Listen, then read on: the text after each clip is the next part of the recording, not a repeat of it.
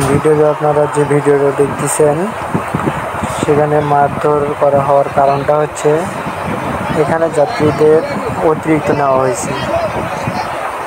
যাত্রীরা বারবার বলছিল যে এত যাত্রী নিয়েন না, সমস্যা হবে। তারপরও মাঝি কোনো কথা ছাড়াই এতগুলো যাত্রী নিয়েছে, যার পরিণাম আপনারা নিজের চোখেই দেখতে পাচ্ছেন।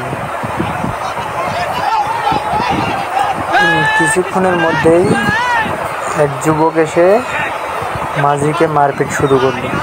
তারপরে একে একে প্রায় প্রত্যেকে তার উপরে গণধোলাই শুরু করে দিল। কিন্তু বেচারা এখানে কিছুই করার নেই, এতগুলো মানুষের মাঝখানে শুধু একা লোক হয়ে ঝামেলায় পড়ে গেছে। তো আমি মনে করি যে এখন বর্তমানে চারদিকে এত পরিমাণ পানি হয়েছে যে অনেকে সাঁতার জানে না, তারপরেও এতগুলো মানুষ একটা নৌকাতে নেওয়া আসলেই ঠিক হয়নি। এতে দুর্ঘটনা ঘটে যেতে পারত।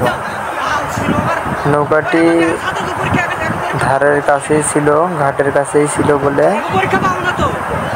অনেক যাত্রী এখানে নেমে যায়। দেখুন আপনারা, একদম কানায় কানায় নৌকার পানি উঠেছে। তো এই নৌকাটি মাঝখানে গিয়ে যদি এমন হতো তাহলে কি একটা অসুবিধায় পড়ে যেত। আর এখানে ম্যাক্সিমামগুলোই স্টুডেন্ট, তারা প্রত্যেকে পরীক্ষা দিতে যাচ্ছিল।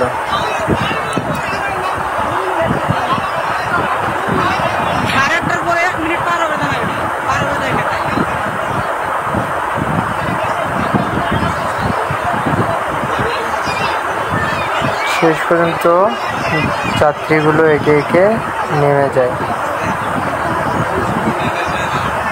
কিন্তু এখানে এটা মোটেও ঠিক হয়নি, এতগুলো মানুষকে একসঙ্গে নেওয়া, এটা দুর্ঘটনা ঘটতে পারত।